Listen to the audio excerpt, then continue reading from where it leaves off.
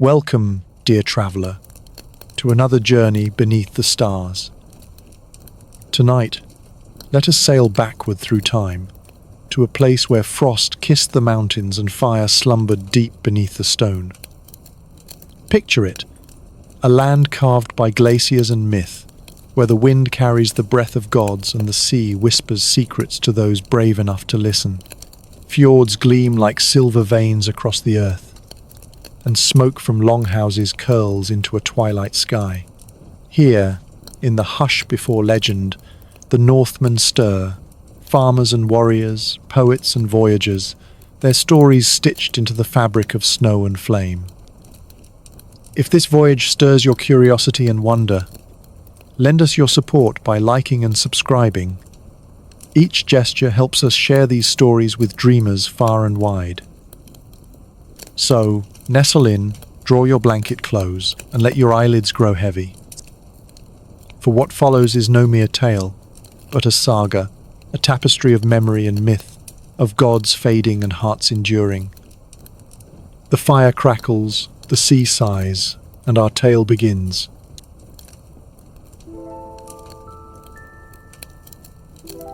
In the hush before dawn, the first brush of sky-grey light touched the peaks of ice-swept mountains.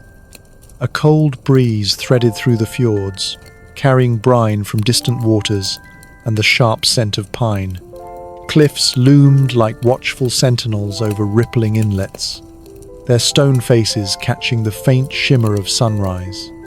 Forests of birch and pine sank into shadowed hollows, their moss-laced floors hushed under a veil of frost. Hidden valleys nestled still pools that mirrored slow-drifting clouds. Beyond the tree line, tundra stretched stark and open, where only wiry lichens clung to stony soil. Here, the wind could rise in a savage chorus, and snow curled in restless spirals over the plains. In this stark land, where fire sometimes flowed beneath the ice, the Norse carved their lives. These were the ancestors of the Northmen, bound to soil and stone by memory and blood. In the south, the Danes built longhouses beside estuaries and tilled dark earth with practiced hands. The Swedes lived deeper inland, among herds and forest paths, crafting tools from horn with quiet skill. To the west, the Norwegians huddled in cliffside settlements where gulls wheeled on coastal winds. These tribes, unbound by kings, were ruled by kin and custom. Each family traced descent to named ancestors, and loyalty to kin eclipsed all else. Power rested with petty jarls, chieftains of timber halls where oaths echoed in smoky light. One such leader, Jarl Erik of the Fjord, held honor as tightly as he held his blade. His hall perched on a rocky outcrop, gazing out over a slender bay where longships would soon rest. Inside, hearth smoke curled upward, and firelight flickered on pelts tacked to the walls. Astrid, his wife, moved among the clan with quiet command, her voice steady as winter's tide. Their son, Bjorn, had his father's build and his mother's sharp-eyed curiosity.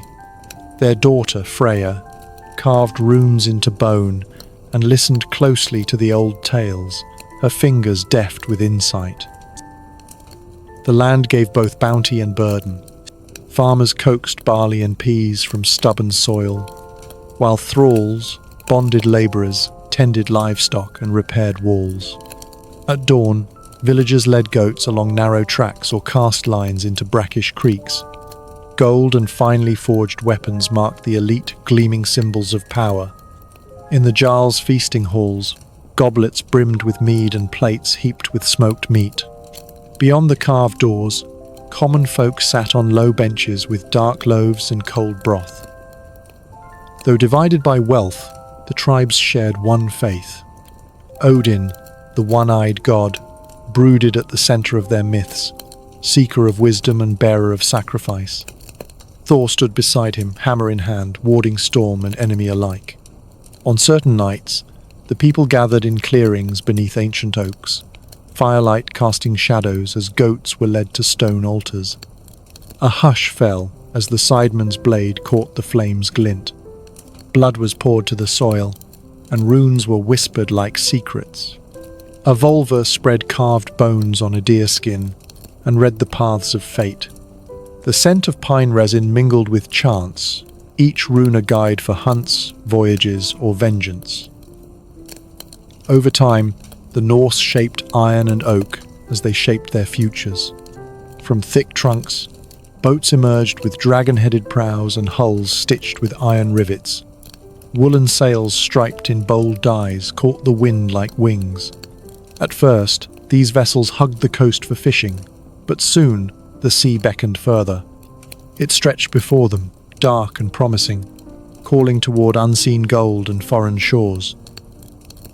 In Jarl Eric's smithy, sparks flew as hammer met iron under a flickering lamp. Axe heads and spear tips took shape beside shield rims edged in steel. Halvard the smith, grey-bearded and soft-spoken, murmured to the gods as he worked, believing each blade bore spirit and blessing. Nearby, Astrid wove heavy cloaks, the whir of her loom matched by the stories she spun into thread. Simple patterns grew into curling beasts and storied sigils, memories stitched into wool. As winter neared, the tribes prepared for the Great Blot, festivals of sacrifice and remembrance. Meat was salted, ale was sealed in barrels, and furs were set aside for journeys of soul and snow. Anticipation stirred like coals in the chest, an ember of curiosity for what lay beyond the familiar tide. Seafarers etched coastal maps into planks, noting rocky points and landmarks like the troll's finger. Above them, the aurora borealis shimmered in veils of green, believed to be the shields of fallen warriors or the eyes of watching ancestors. On the eve of their first voyage, Jarl Eric stood by the fjord, watching his ship's dragon prow kiss the glassy water. Pride and gravity settled in his chest. Each mile ahead would leave something behind, but also carry hope for what might yet be found. He pressed a carved Odin talisman to the bow, sealing it with a drop of his blood.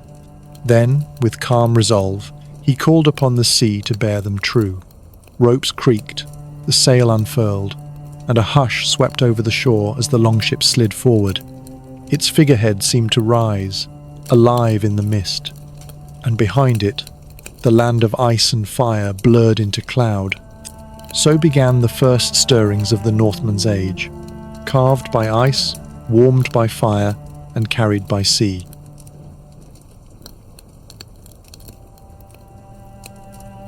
As dawn's pale light slipped through a narrow wooden window, a woman stirred, rising to tend the hearth's dying embers. She gathered them gently, coaxing flame with straw and kindling, her breath a soft offering in the cold air. Outside, mist laced the meadows, and the bark of a hunting hound echoed faintly across dew-touched fields. In the longhouse's dim corners, others began to shift, dreams loosening like frost from boughs. Women, the weavers of warmth and fate, began their quiet craft, drawing threads smooth across the loom's sturdy frame. Each pass of warp and weft held care, turning raw fleece into cloaks and blankets for the biting months ahead. Their fingers danced silently, guided by rhythm and memory, spinning more than just cloth, spinning stories. Nearby, men readied for the hunt, blades tested on thumb pads and boots pulled tight against the chill. Their cloaks snapped as they stepped into the cold, breath rising in pale tendrils. Along the riverbank, fishermen cast lines for salmon, their small boats nodding with the current's pull. From the racks, smoke curled upward, scenting the morning with brine and wood. A mother stirred a pot of gruel over a steady flame, oats thickening as she moved her carved spoon with care. The aroma promised warmth, simple, sustaining, real. On the communal table, platters of smoked fish glistened beside loaves of barley bread. Tankards of coarse ale waited for farmhands, while mead, richer and rarer, stood for the Jarl's kin. Spice jars, rare and revered, rested high on a shelf, their foreign scents like distant memories. Every bite hard-won, each flavor cherished beneath watchful kin. Family life wove together duty and affection, strengthened by oaths first whispered in childhood. Marriages, often arranged, cemented clan alliances, while concubines, valued for wit or grace, lived nearer than the law acknowledged.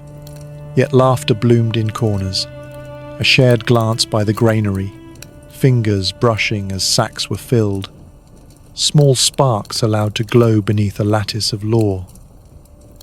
In this world, women wielded more than looms. They spoke at the thing, presenting cases of honor and property. Some walked among stars and runes as seeresses, trusted voices beneath torchlit skies. This balance, this rooted symmetry, lent Norse life a quiet strength. Honor and kinship guided every choice. Vengeance, a solemn obligation, walked hand in hand with counsel. A boy learned of blood feuds from his father's lips, listening wide-eyed as caution colored the old tales. Children practiced runes in the ash, small fingers carving shapes for strength and wisdom.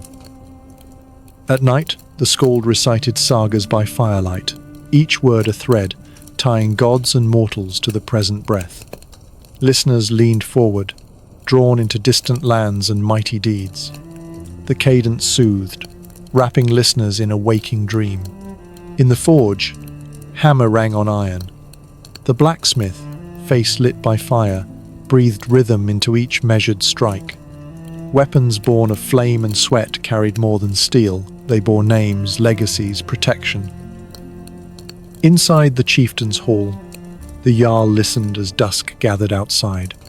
His seat, carved with wolves and bears, bore the weight of long judgment.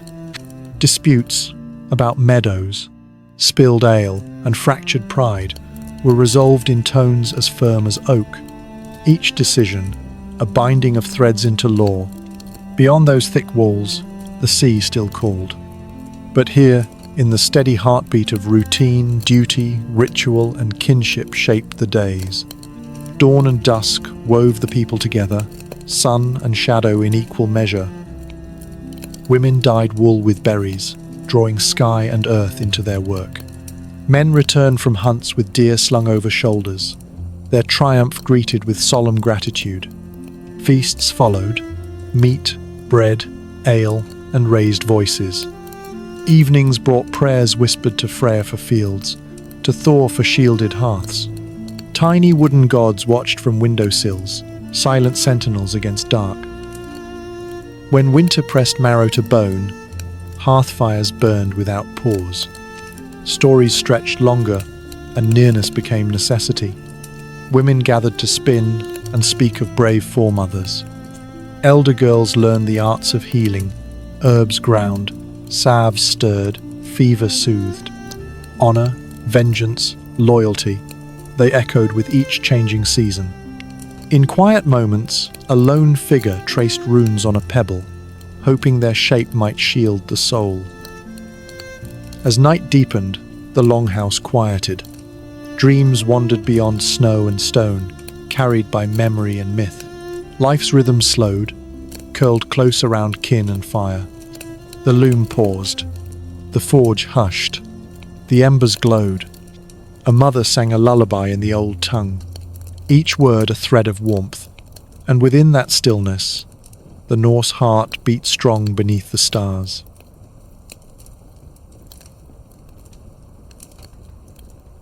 Dawn broke over the starlit fjord, turning its waters into ribbons of silver.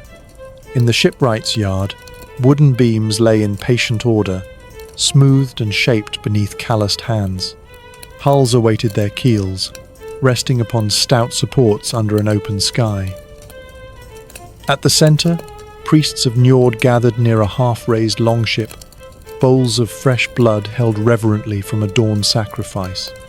One chanted a tide-like invocation to the sea god. Another marked the dragon prow with crimson dots, careful and sure.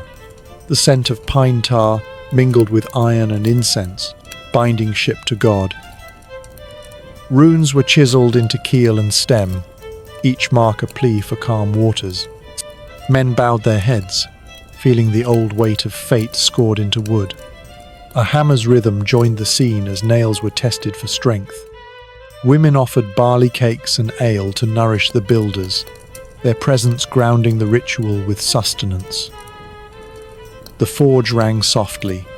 Metal, fire, purpose. Between the strikes, salt spray drifted from the sea, bringing its familiar sting. Whispers moved among the shipwrights. Fear, ambition, excitement. The fjords had long fed them, but now grew tight with kin and claim. Young sons dreamed beyond boundaries, beyond grudges and tangled bloodlines.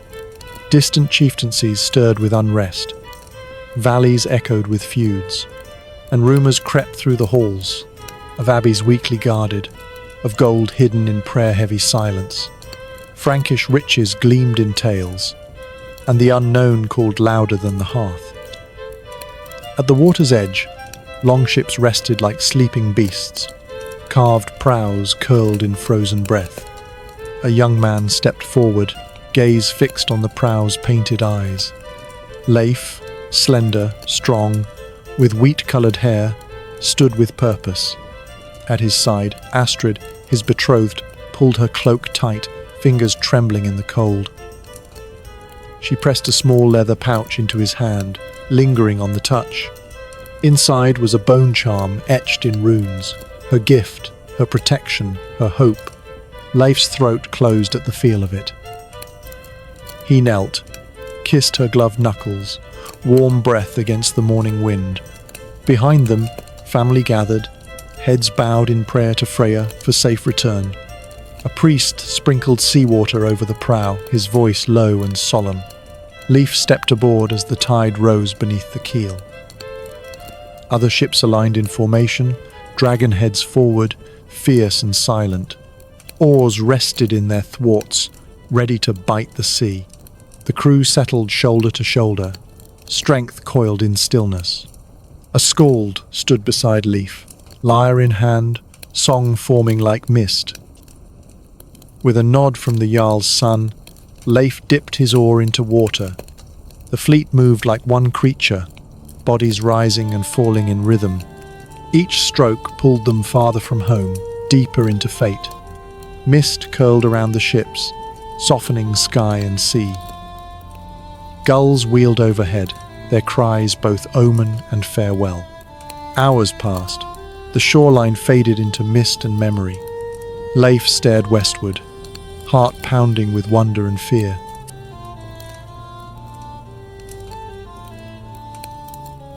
At the edge of a cold morning, longships crouched by the shore like beasts in waiting. A hush settled as oarsmen took their places, shoulders brushing in quiet solidarity. The hulls groaned softly beneath them, breath rising in silver threads. Beyond the waterline, a hooded cirrus traced runes into damp earth. Each mark shimmered briefly before fading, like whispers offered to fate. Her eyes, grey as storm tide, caught the flicker of torchlight. She spoke not in volume, but in rhythm, soft cadences that braided glory and ruin. Around her, silence thickened. Ragnar Lodbrok stood at the circle's edge, hair braided tight against the wind. His sons flanked him, tense, alert, eyes lit with questions they dared not ask aloud. The seeress warned of distant gold, but also of blades born from fear. As her voice faded, the drums began, slow, deliberate. Oars dipped with practiced grace, sending the fleet slipping into grey waters. The longships moved as one, each stroke a breath drawn in anticipation. Men searched the mist for signs, stone spires, prayer halls, whitewashed walls. Below deck, a young warrior gripped his axe, tasting salt and iron. He whispered no prayer, only breathed, to steady, to remember. When the keel kissed the shallows, boots met sand with a sound like thunder stilled. Shields rose. A horn sounded, low and deep, stirring marrow and memory. Across the monastery fields, Monks paused mid-prayer, glancing skyward.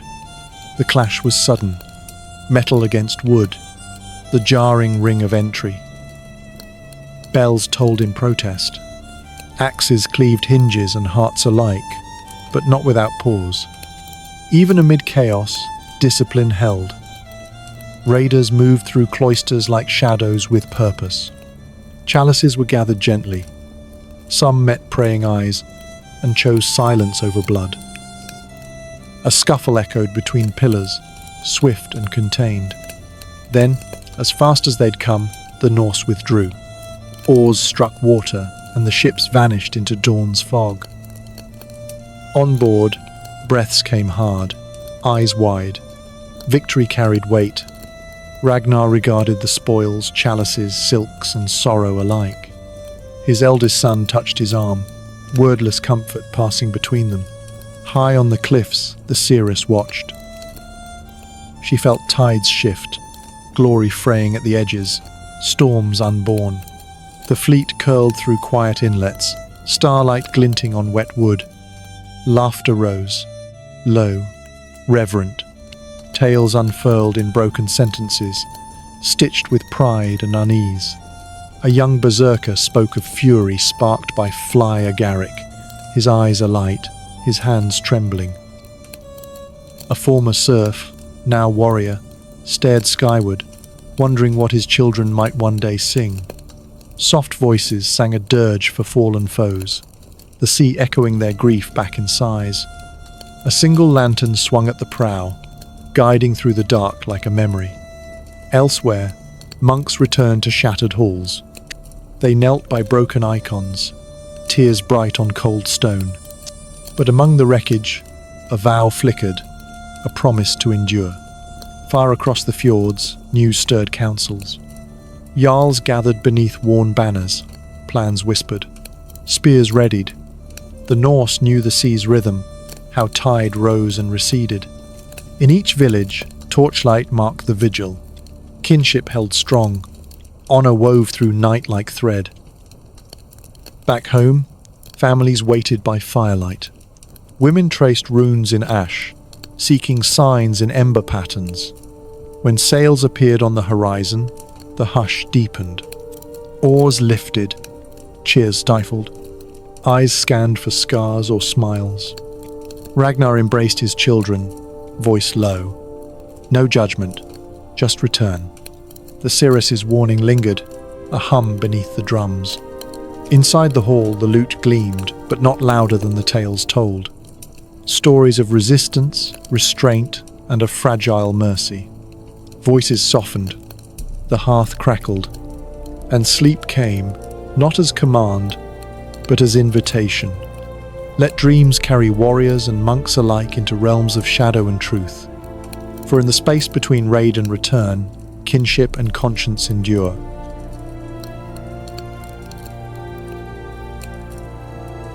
A low mist curled over green fields, soft as breath, where timber-framed homes rose from the earth. Long houses leaned into each other like old kin, thatched roofs shedding the chill of early morning. Axes rang in rhythm. As settlers carved beams from oak, wood once kissed by northern frost. Smoke curled from fresh-hewn chimneys, scented with pine resin and peat. This was a new land, but the old pulse remained. At the edge of the settlement, a Jarl's hall stood tall, its door bound in iron and hope. Sunlight winked off bronze rings and twisted gold bands that marked lineage and lore. Outside the hall, thralls bent over furrows, turning soil rich with unfamiliar promise. Their breath rose in clouds, mingling with the drone of gulls and traders' banter from the riverbank. In the muddy clearing, a girl pressed dye from heather into wool, her hands stained plum and ash. She worked beside her mother, who wove patterns that blended Norse curves with local knots, art evolved by migration. Each thread held memory. Each line held myth. Trade swelled the village's heart. Irish merchants came with salt-brined salmon and stories. Frankish peddlers swapped honeyed wine for amber and pelts. Words tumbled between tongues. Norse, Gaelic, Latin, all tasted like river water and campfire. Children born of mingled blood chased dogs through the market, shouting with blended cadence. They laughed in two languages, feet bare, futures unbound. At dusk, a bard tuned his lyre beside the hearth. He sang not only of Odin's wanderings, but of an aging skald who lost his voice to grief and found it again beside a Welsh sea. The hall listened, heads bowed, tears caught in beard and braid alike. Monks, now scribes in Norse employ, inked scrolls in candlelight. Runes and Latin twined like ivy along vellum, sagas scribed with reverence and skill. Some whispered that stories would now outlive memory, that ink could do what ash never could. The Jarl's hall roared with laughter on feast days. Mead horns passed between warriors and farmers, their songs rising like smoke. Outside, thralls shared porridge and beer, their own circle bright with simpler joy. One lad played a bone flute beneath a crooked tree, and an old woman clapped time, smiling without teeth. Yet not all was mirth. In England's Danelaw, assembly gatherings took shape beneath oak canopies. Free men spoke of justice, their words split between rune and Latin. Women stood beside them, claiming dower rights and property with voices clear as spring melt. In Normandy, Viking blood ran in veins that now carried French vowels. Children of jarls rode beside Frankish squires, hunting deer through chateau woods. One girl, born of both lineages, swung her blade with grace, her laughter unsettling knights twice her age. Inside Ruin's great hall, a shield maiden leaned against a pillar. Her hair, the colour of flame, glinted beneath chainmail. Leif knelt before her, offering a ring forged from a stolen chalice. Her smile curved slow, half myth, half promise. They rode toward the surf, longship keels carving new futures into sand. Their home was no longer a place, but a braid of stories, salt and steel. Still, in the corners of those great halls, unseen hands laboured. Thralls turned clay into pots, carved toys from scrap wood for laughing children. One boy traced runes in ash, murmuring a prayer to Freya for freedom he could not yet name. Night brought quiet to the longhouses. A hush fell over the rafters, where dragons and wolves stared down from carved beams. The fire burned low. The stories began. Skalds told of gods who lost wars, and mortals who made peace. Listeners drifted into dreams, the scent of heather and mead clinging to their sleep. By morning, hammers would ring again. But for now, in this land both new and old, sagas rooted themselves in soil and song. The wind carried them beyond fields and fjords, to places where memory dared to begin anew.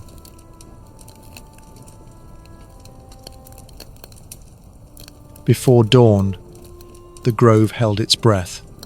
Ancient oaks stood watch, their roots deep in stories whispered long before stone churches rose. Moss cushioned every step as worshippers moved through fog and fir, cloaked in silence.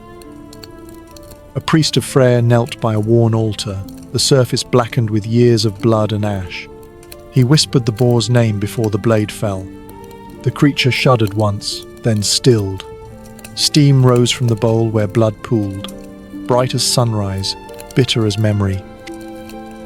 Beside him, a priestess of Freya arranged marigolds and flax, murmuring thanks for beauty, war, and the space between. She tipped honeyed mead into a carved bowl, her fingers trembling at the edges. Worshippers passed single grains of rye through the smoke, blessings to be buried in spring fields. Above, crows called across the pale sky, neither omen nor comfort. Further in, women circled the silver-threaded well of the Norns.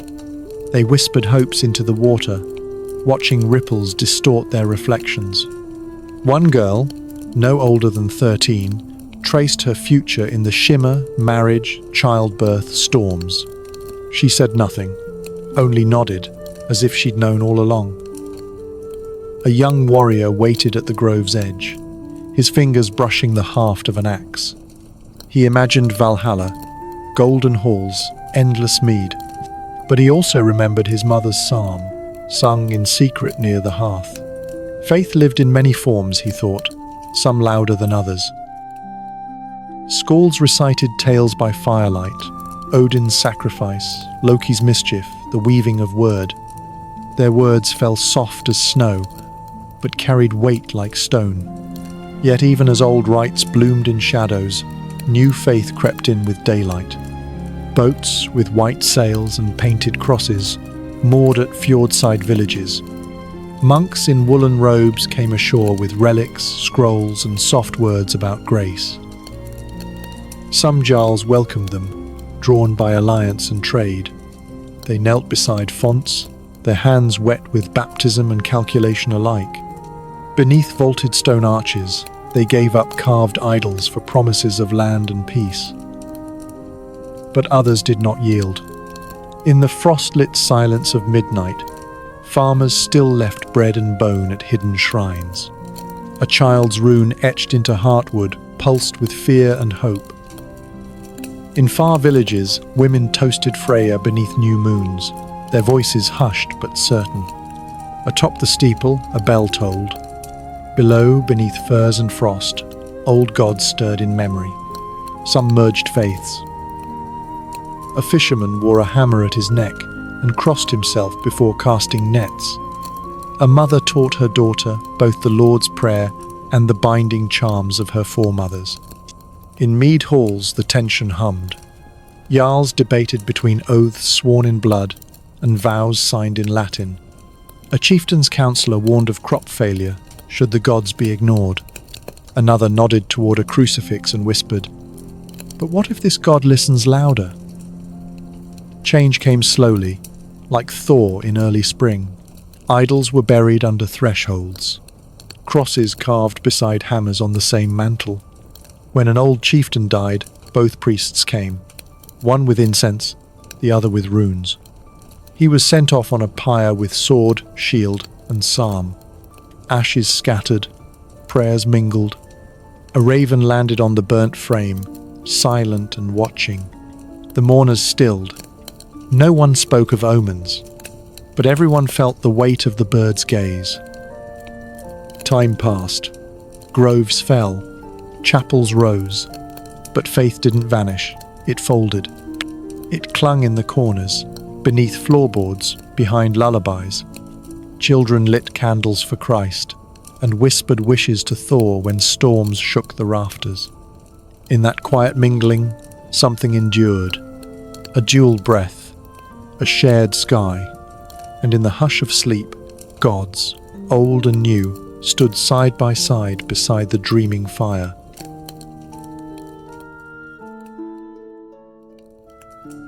The spring sun rose pale over the wooden palisades of Harold Fairhair's hall, brushing the timbers with a soft amber light. Eric, once a swift raider, now stood on the threshold of allegiance, clad not in the armour of war, but the weight of intent. Wildflowers scented the breeze from the meadow beyond, mingling with the tang of damp earth. Inside, the longhouse murmured with low voices. Tapestries of goats and dragons shimmered with silver thread in the firelight. Torches sputtered quietly, casting flickers against beams darkened by time. At the far end of the hall, Harold's throne loomed, draped in crimson cloth and backed by heaps of Byzantine coins and silver brooches, tooled with runes and knotwork. Jarls in ermine and dyed wool shifted in their seats. Their breath hung in the cool air, mingling with the steam rising from goblets of warmed mead. Eric's gaze drifted to Astrid beside him. Her mail caught the light in tiny flashes, each ring a spark of her unyielding calm. In her presence, his shoulders unknotted. Beyond the threshold, the fjord was still as polished obsidian. Longships resting like beasts at slumber. Water lapped softly, a slow rhythm echoing in Eric's pulse. The mingled aromas of roasted boar and spiced wine teased at feasts to come. But it was the silence, the stillness before choice, that pressed deepest. Across the benches, Jarl Sigurd and Thorfinn, Eric's uncle, traded terse nods. In this fragile new order, rivalries bowed to necessity, though old eyes still watched with measured doubt. From the dais, Harold's voice rumbled, not loud, but dense with purpose, as he spoke of roads, tribute, and the forging of a kingdom. Words like unity and shared prosperity carried the sharp edge of inevitability. Some jarls stiffened at taxes, but Harold's gleaming chalice, raised like a pact, soothed resistance. Eric stood tall. He remembered the clamour of oars, the clash of foreign steel, the hollowed eyes of monks. That world, fierce, free, fleeting, lay behind him now. Before him, a realm of ink, roads, and ruled land. A steward approached with a carved oak staff. Eric stepped forward, kneeling on a fur skin dyed dark with bear oil. His sword's pommel dug into his thigh. Harold laid his own gold-ringed hand upon his blade and raised a horn filled with wine the colour of bloodied dawn. "Rise, Eric of Stoneford Vale," Harold intoned, "and take your place among my loyal jarls." Eric rose, feeling not just the steel at his waist, but the weight of a name changed. Astrid's hand found his arm, silent, sure. Two yeomen brought forth a shield bearing the raven banner. Around the hall, silk whispered as men shifted. Quills scratched, recording oaths as ravens circled unseen. Sigurd's gaze clung to the seal ring at Eric's side, but said nothing. Words weren't needed. Ambition had many faces. Just as the ink dried on the charter, a messenger entered, wind-bitten and breathless. He bore news of Svein Forkbeard, an alliance with foreign earls, a challenge to Harold's rising order. Whispers surged like fire in dry moss. Astrid and Eric exchanged a glance, a flicker of tension beneath their calm. Outside, a raven called from the ridge. Omen or coincidence? None dared guess aloud. That night, in their private chamber, they sat by the fire. The flame painted gold along Astrid's jaw and cast long shadows on the stone. She smoothed the fur at Eric's feet. "We must guard both our hearts and our oaths," she said. Her voice, low and steady, held the quiet conviction of someone who had bled for peace. Eric nodded, recalling the vow they'd made beneath the northern lights, his lips to her wrist, her blade to his. He kissed her brow, where sweat and salt mingled. Rain whispered against the roof. The scent of damp pine drifted in, grounding them in this world they now shaped. In the courtyard below, labourers hauled timber for halls they would never sit in. Some grumbled of taxes, others dreamed of peace. He thought of the children in his household, thralls learning to spin wool, not wield blades. He vowed justice tempered by memory, and mercy for those who bore the weight of his choices. By the hearth, Astrid's armour hung silent. A meal of salted fish and warm mead eased their silence. Candlelight shimmered like stars across the carved mead horn in Eric's hand. He traced the markings with a thumb, recalling the saga his father once told as a fire died low. Astrid opened the vellum book of family vows. The ink had faded to sepia, but each word still breathed. Far off, a bell tolled from a distant chapel. Its sound folded into the night air, part promise, part farewell. They prayed in silence. Odin for strength, Christ for a better world. When Eric closed his eyes, the hush was no longer heavy. It was full of tomorrow.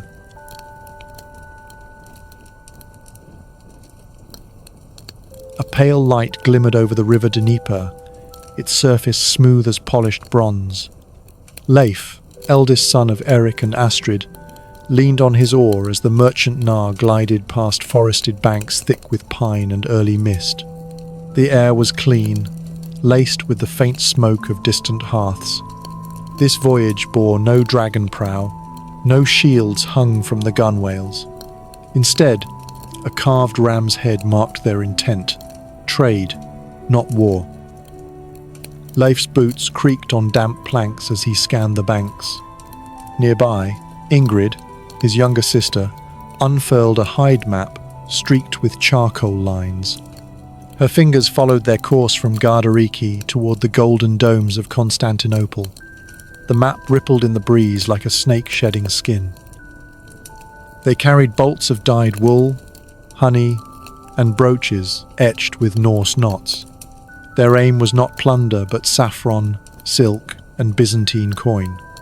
Astrid, now matriarch and mentor, knelt on deck threading silver into a pouch with patient fingers.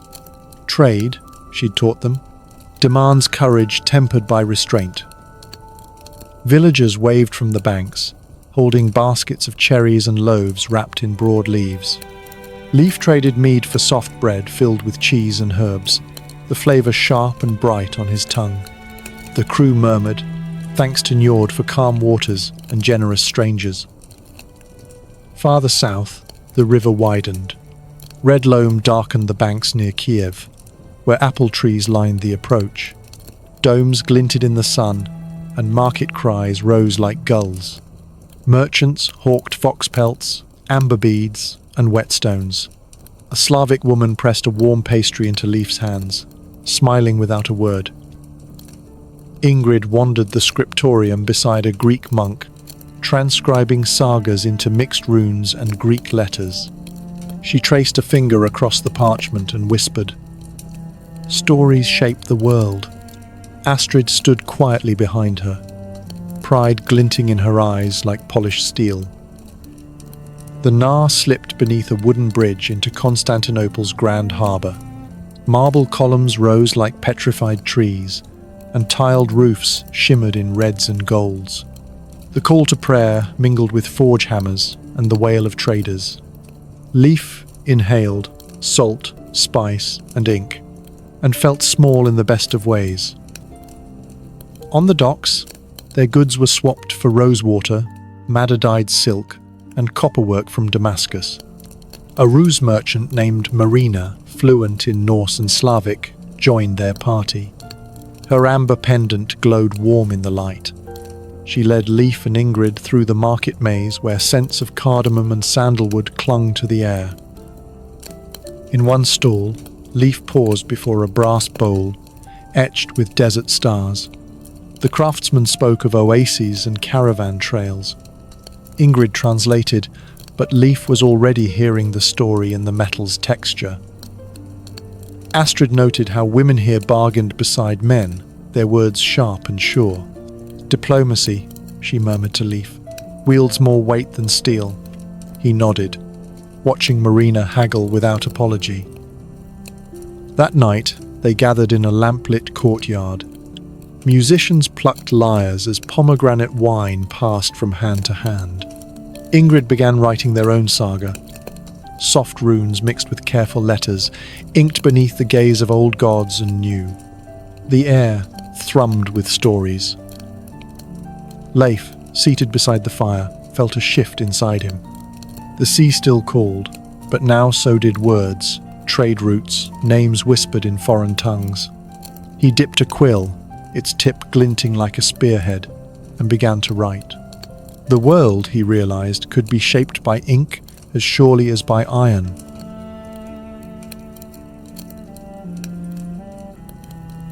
A hush fell over the deck of the Nar as the sea shifted into glass.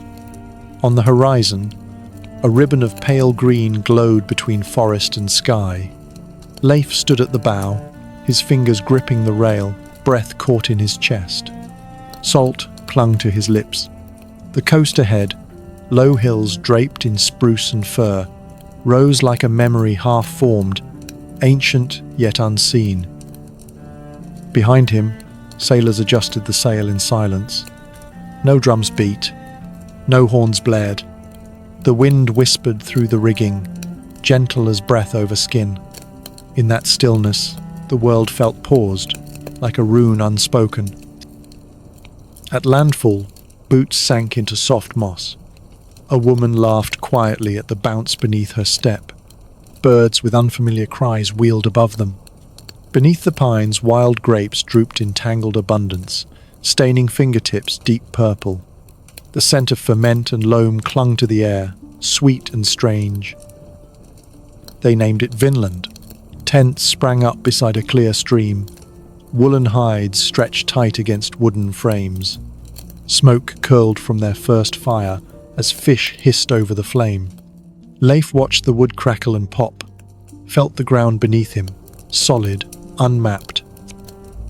Stories came quickly, passed from lip to eager ear. Thorvald, his son, spoke of towering trees and glinting lakes, his voice wide-eyed, his hands sketching each turn of the coast. Even the stones feel different, he said. They hum.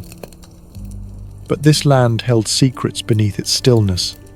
Snow came sudden, fierce. One night of hard frost turned green to white. Singing quieted. Food thinned. A woman clutched her child as wind slashed through the trees, her cloak not thick enough for this unknown winter. In the forge, Thorvald shaped iron with stiff fingers, sparks flying like fireflies. "We should have brought more salt," someone muttered. Leif walked among the tents, laying hands on shoulders, murmuring prayers to Njord and Freya. But even his faith felt far from home. Then came the first arrows. Scouts returned with shafts of wood tipped in flint.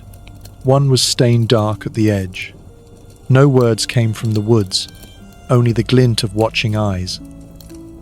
Clashes were brief. Shouts beneath red-leafed branches, steel on bark, breath on frozen air. Blood darkened the snow near the stream. Then silence. A truce followed, thin as ice in spring.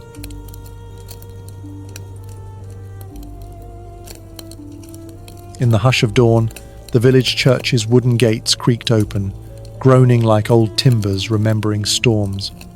Beneath arches of fresh-carved stone, raised where sacred groves once stood, a congregation gathered. The scent of incense mingled with pine resin and morning mist, weaving old and new into the breath of the air. Songbirds stirred in rafters above the unfinished nave, where limestone blocks lay half-shaped beneath the mason's mallet.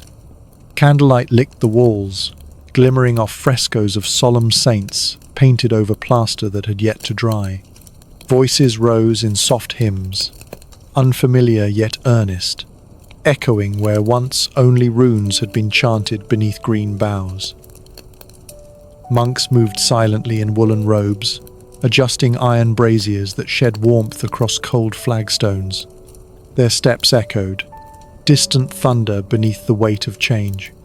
Beyond the altar, a slim priest rang a polished bell, 12 silver peals for the rite of baptism. Near the threshold stood the elder, his beard silvered with time, fingers curled around the carved head of his staff.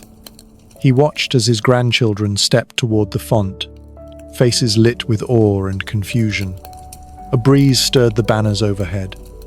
Outside, barley swayed in fields once blessed by another name. Tithes of grain and cloth were laid on the altar, recorded in ink by the reeve's careful hand.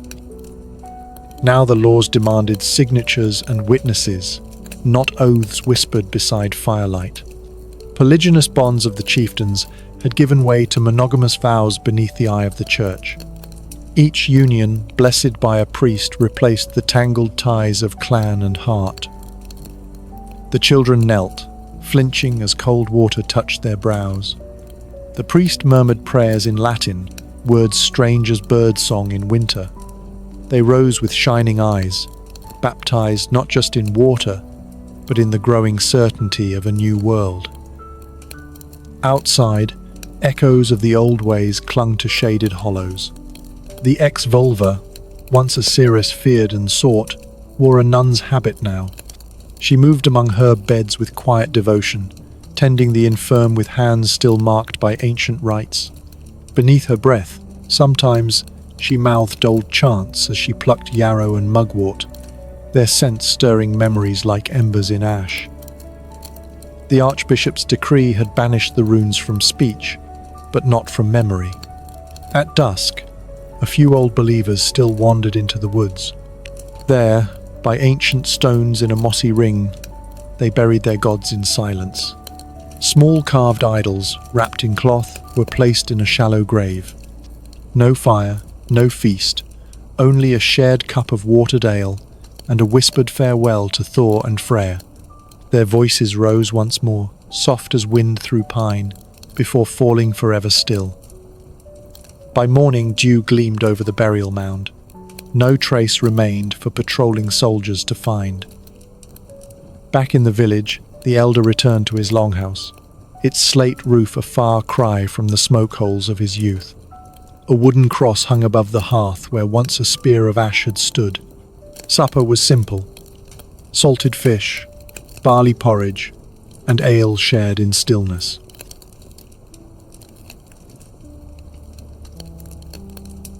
In the hush of dawn, the village church's wooden gates creaked open, groaning like old timbers remembering storms.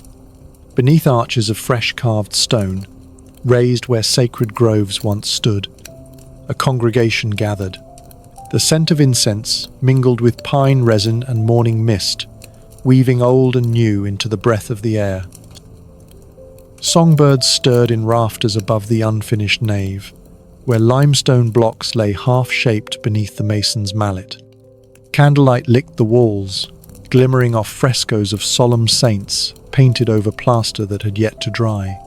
Voices rose in soft hymns, unfamiliar yet earnest, echoing where once only runes had been chanted beneath green boughs. Monks moved silently in woolen robes, adjusting iron braziers that shed warmth across cold flagstones. Their steps echoed, distant thunder beneath the weight of change. Beyond the altar, a slim priest rang a polished bell, 12 silver peals for the rite of baptism. Near the threshold stood the elder, his beard silvered with time, fingers curled around the carved head of his staff. He watched as his grandchildren stepped toward the font, faces lit with awe and confusion. A breeze stirred the banners overhead. Outside, barley swayed in fields once blessed by another name. Tithes of grain and cloth were laid on the altar, recorded in ink by the reeve's careful hand. Now the laws demanded signatures and witnesses, not oaths whispered beside firelight. Polygynous bonds of the chieftains had given way to monogamous vows beneath the eye of the church. Each union, blessed by a priest, replaced the tangled ties of clan and heart. The children knelt, flinching as cold water touched their brows. The priest murmured prayers in Latin, words strange as birdsong in winter. They rose with shining eyes, baptized not just in water, but in the growing certainty of a new world. Outside, echoes of the old ways clung to shaded hollows. The ex-vulva, once a seeress feared and sought, wore a nun's habit now. She moved among herb beds with quiet devotion, tending the infirm with hands still marked by ancient rites. Beneath her breath, sometimes, she mouthed old chants as she plucked yarrow and mugwort, their scent stirring memories like embers in ash. The archbishop's decree had banished the runes from speech, but not from memory. At dusk, a few old believers still wandered into the woods. There, by ancient stones in a mossy ring, they buried their gods in silence. Small carved idols, wrapped in cloth, were placed in a shallow grave. No fire, no feast, only a shared cup of watered ale and a whispered farewell to Thor and Freyr. Their voices rose once more, soft as wind through pine, before falling forever still. By morning, dew gleamed over the burial mound. No trace remained for patrolling soldiers to find. Back in the village, the elder returned to his longhouse, its slate roof a far cry from the smoke holes of his youth. A wooden cross hung above the hearth where once a spear of ash had stood.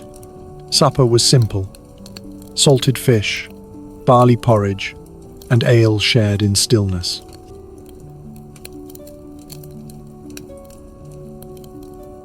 Under a blood-red sky, the golden lions of Normandy rippled above London's blackened walls. Smoke coiled from scorched thatch as defenders hurled boiling oil from parapets. The thunder of hooves replaced the silent glide of longships. Viking descendants now rode as lords in foreign courts, their axes sheathed in royal scabbards. Far across the sea, in Norway's frostbitten valleys, messengers brought grim news. The raiding routes had vanished, sealed by watchtowers that lit warning fires at first sight of sails. Longships, once sharp as wolves' teeth, now lay idle in fjords too still for war songs. Only the cries of gulls echoed above the empty harbours. An elder sat by his hearth, tracing the serpent etchings on his battered shield. He remembered the rush of wind as oars churned foam, the surge of fear and fire. But those shores, once open, wild, and full of spoils, now bristled with stone walls and steel-clad kings. The age of taking had passed. The homeland too betrayed its sons. Crops failed under shifting skies. Famine shadowed the valleys. Fields lay fallow, their golden promise turned to ash. Peasants, gaunt and embittered, rose against jarls who still demanded tribute. Within smoky halls, kin turned on kin. Feuds bloomed not from honour but desperation. Blades rang out, but without glory. And yet, across the North Sea, sagas were still sung. In Anglo-Danish taverns, old names like Ragnar and Sigurd stirred cheers and tears alike. Skalds plucked their lyres by torchlight, weaving tales now worn with nostalgia. Their fingers trembled on the strings, but the verses held fast. Beneath the aurora borealis, two aged lovers stood atop a snow-blown ridge. He wore sable fur. She carried a single torch that painted gold across the frost. Once they had raided side by side, their youth burned bright in the memory of distant coasts. Now her hair bore silver threads, and his sword hand trembled with age. He placed an ivory comb in her hair, a relic from long ago conquest. She touched his weathered face, her fingertips brushing years as if smoothing cloth. They spoke little. The silence between them held what words could not. Rings of twisted silver passed between them, a final vow for days no prayer could restore. In their parting, the old gods stirred. Back in the villages, hearths dwindled to embers. Thralls slipped away under cover of night, seeking coin in foreign ports or vanishing on frostbitten roads. The elder watched wagons creak down the trail, laden with everything a life could carry. He touched the raven brooch at his throat, its jet eyes unreadable. The wind screamed through streets where once spices were sold and smithies rang. Bells tolled more often now, not for feast or gathering, but for burial and prayer. The sermons condemned the old gods. Even carving runes drew penance. Yet frost still bore hammers, traced by tiny hands on window panes. One child, cheeks red from cold, drew Thor's mark in the snow. His mother swept him inside, but the shape lingered, melting slowly. In the forests, exiled skalds sang alone. Their songs curled through pine and salt-laced air, elegies to a world unravelling. At a solitary shrine by the shore, a runestone stood half-sunken in moss. The elder knelt there, laying dried fish at its base. He whispered in Old Norse, the syllables slow and soft, like the tide receding. He dreamed of longships once more, sails full under starlight, the sea hissing against the hull. But when he woke, his hands held only cold stone. New laws came. No ship launched without royal writ. The longships were dismantled, their bones fed to fire.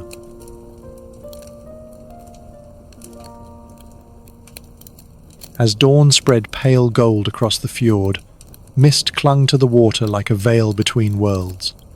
The air was crisp, still, and waiting. In the dim hush of the longhouse, The elder rose from his bench beside the hearth. His joints ached, but his hands were steady as he reached for a worn, leather-bound book. He gathered the grandchildren, barefoot and tousle-haired, into a circle near the fire. Their eyes, wide and eager, caught the ember light. Outside, gulls cried above the tide, and fishing boats with patched sails creaked against the current. The sea still whispered its old language, even if fewer voices spoke it. The elder opened the book. Inked runes and sagas stretched across vellum pages, each line a pulse from the past. He cleared his throat and began softly, his voice a mix of gravel and melody. He crossed storm, lashed seas, with oars like wings and the wind in his beard. The children leaned close, breath fogging in the chill, caught between story and silence. As the tale wound through storms and gods, feasts and fallings, the room held stillness like reverence. These were no longer just stories. They were the bones of memory, the shape of something half-remembered and wholly real. Beyond the walls, the world had changed. Cathedrals rose in stone where oaks once stood. Lore was carved now in Latin scrolls, not in runes. Ships bore silk and spice, not shields. But within the pages of the elder's book, the sagas still stirred. He paused to let the words settle, the way his father had. Then he closed the book and set it gently aside. The youngest reached up to touch the rune on his grandfather's hand. "What does this one mean?" The elder smiled. "Belonging," he said. "It means we are still here." They moved to the door, blinking into the morning light. On the distant slope, sheep grazed under a sky painted soft blue. The fjord shimmered like hammered silver. Somewhere, a raven called, not ominous, just present. A watcher, like the elder himself. He lifted his gaze toward the mountains, their peaks draped in old snow. Once, those slopes echoed with the cries of warriors. Now, they held only wind and the distant thrum of tools in the fields. But memory had not faded. At night, the children would trace their own names in ash by the hearth. They would hum the sagas under their breath as they carried water or spun wool. They would learn psalms and prayers, but also the rhythm of rowing, the shape of sails, the silence before the storm. The elder returned inside, where the fire had caught again. He stirred the coals with a practiced hand and whispered an old blessing in a tongue barely spoken. In that hush, nothing was gone, not truly, and so the North remembered, not through conquest or cries, but in the quiet endurance of those who stayed. In every rune passed hand to hand, every song hummed at twilight, every tale told beside the hearth. The sagas lived. The gods, perhaps, listened still, and the children, wrapped in wool and wonder, listened too.